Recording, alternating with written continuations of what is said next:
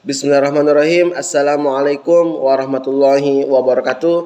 Perkenalkan, nama saya Abdul Kholis Nawar, jurusan Komunikasi Penyiaran Islam, Fakultas FAI.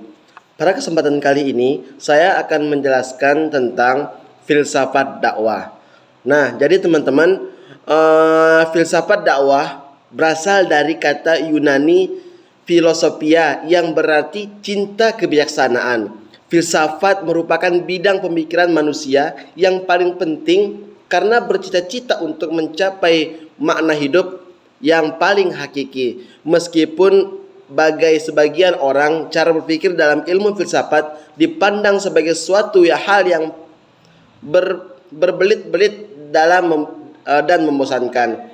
Cara berpikir dalam ilmu filsafat terbilang sangat membuka wawasan. Pemikiran-pemikiran dasar yang dikemukakan para filsuf dahulu juga masih menjadi rujukan dalam melihat berbagai masalah yang muncul di dunia modern. Tak salah jika ilmu filsafat dikatakan sebagai ilmu tentang bagaimana pencarian makna dalam berbagai macam hal. Pada dasarnya, ilmu pengetahuan yang mempunyai keunikan tersendiri yang saling membedakan. Selain itu juga memberi manfaat dan memiliki keagamaan dalam kehidupan. Bisa dibilang filsafat merupakan bidang pemikiran manusia yang paling penting karena memiliki tujuan yang sangat krusial bagi kehidupan manusia. Nah teman-teman, tadi kita telah membahas tentang pengertian dari filsafat. Nah, saya juga akan menjelaskan tentang pengertian dari dakwah. Istilah dakwah sudah begitu akrab di telinga kaum muslimin karena pada hakikatnya dakwah merupakan suatu hal yang harus dilakukan orang-orang Islam.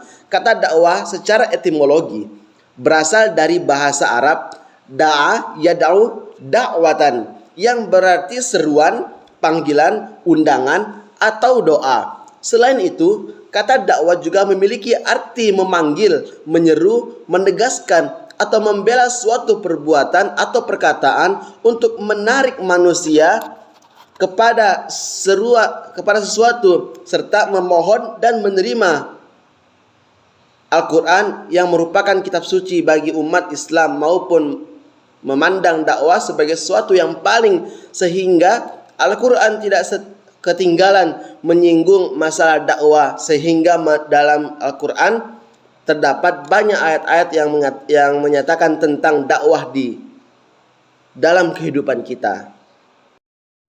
Nah, maka dari itu antara aspek filsafat dan aspek dakwah merupakan sesuatu yang sangat berhubungan.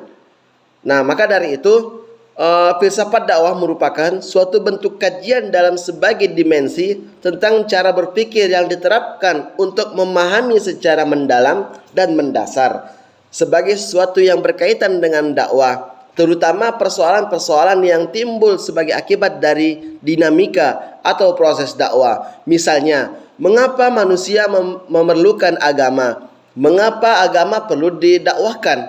Apa tujuan akhir dakwah? Dan persoalan etika dakwah secara rasionalisasi hal-hal yang timbul dari dakwah.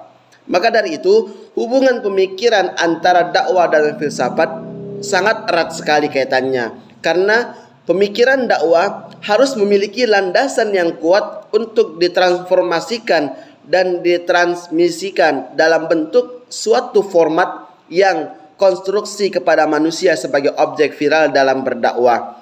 Disinilah peran filsafat dakwah sebagai sumber bagi seseorang juru dakwah dalam menghasilkan suatu pemikiran dakwah yang fundamental dengan konsep yang mapan baik secara filosofis, epistemologis, filsafat pengetahuan, dan metodologis yang jelas, struktur dan terstandar untuk memecahkan persoalan umat dan bangsa yang sangat multikultural. Nah, maka dari itu keberadaan dakwah pada dasarnya memudahkan dan memperlancar jalannya suatu proses kegiatan atau pelaksanaan dakwah. Dengan filsafat dakwah, orang bisa memahami semua aspek-aspek yang berhubungan dengan kegiatan dakwah, dengan memahami terhadap apa hakikat dari setiap aspek-aspek dakwah tersebut, sehingga proses pelaksanaan dakwah menjadi lancar dan baik. Maka dari itu, apabila kita membahas tentang tujuan umum dakwah, maka tujuan umum dakwah, mayor objektif, merupakan suatu yang hendak dicapai dalam seluruh aktivitas dakwah. Ini bertujuan dakwah yang masih bersifat umum dan utama, di mana seluruh garek langkahnya proses dakwah harus ditujukan dan diarahkan kepadanya. Yang kedua, tujuan khusus dakwah, minor objektif, merupakan perumusan tujuan sebagai perincian daripada tujuan dakwah. Tujuan ini dimaksud agar dalam pelaksanaan seluruh aktivitas dakwah dapat jelas diketahui kemana arahnya dan jenis kegiatan apa yang hendak dikerjakan, kepada siapa berdakwah, dan cara yang bagaimana dan sebagaimana dengan cara yang terperinci. Nah, itulah tujuan dari kita mempelajari tentang filsafat dakwah. Nah, tadi kita telah membahas tentang tujuan dari dakwah tersebut. Nah, adapun indikator-indikator keberhasilan dalam kita berdakwah, ada 3 indikator utama. Yang pertama yaitu dai atau pelaku dakwah, orang yang melakukan seruan dan ajakan dakwah, biasa kita kenal dengan istilah dai. Namun mengingat bahwa proses memanggil atau menyeru tersebut juga merupakan proses penyampaian atau tablik pesan-pesan tertentu, maka ia juga dikenal dengan sebutan mubalik, yakni orang yang berfungsi sebagai komunikator.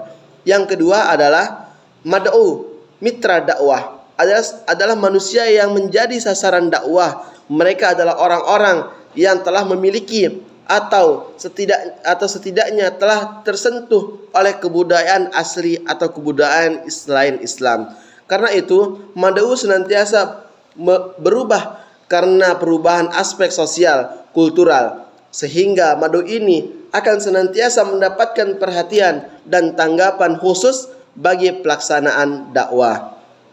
Yang ketiga adalah maddah, materi dakwah, adalah isi pesan atau materi yang disampaikan dai kepada mad'u. Dalam hal ini sudah jelas bahwa yang menjadi maddah dakwah adalah ajaran Islam itu sendiri. Yang keempat adalah wasilah atau media dakwah.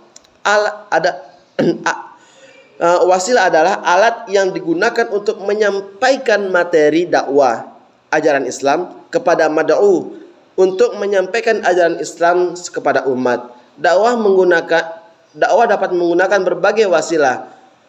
Hamzah Yakub membagi wasilah dakwah menjadi 5 macam, yaitu lisan, tulisan, lukisan, audiovisual, dan akhlak. Nah, adapun yang kelima adalah thariqah, metode. Dari segi bahasa, metode berasal dari 2 kata, yaitu meta, melalui meta yang berarti melalui, dan hodos yang berarti jalan atau cara.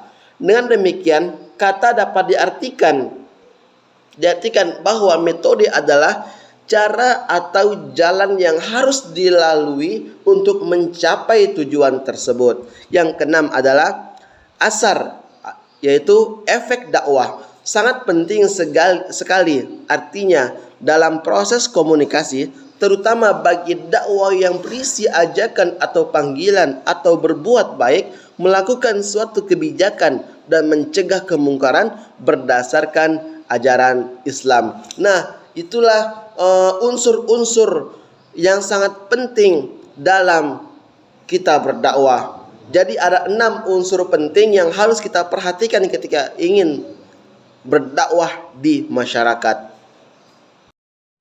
Nah, apabila kita berbicara tentang filsafat dakwah, nah di sini juga kita akan membahas tentang perbedaan antara filsafat Islam dengan filsafat Barat. Nah, di sini sudah kita mengetahui bahwasanya ada 2 ideologi yang dimana timbulnya ideologi ini dari dua tempat. Yang pertama, ideologi dari filsafat Islam, dan ada juga ideologi dari filsafat Barat.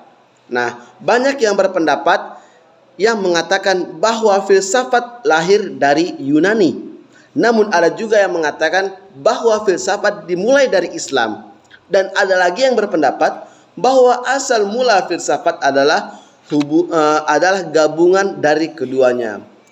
Filsafat Barat adalah hasil pemikiran radikal oleh para filosof Barat sejak abad pertengahan sampai abad modern. Sedangkan filsafat Islam adalah berpikir bebas.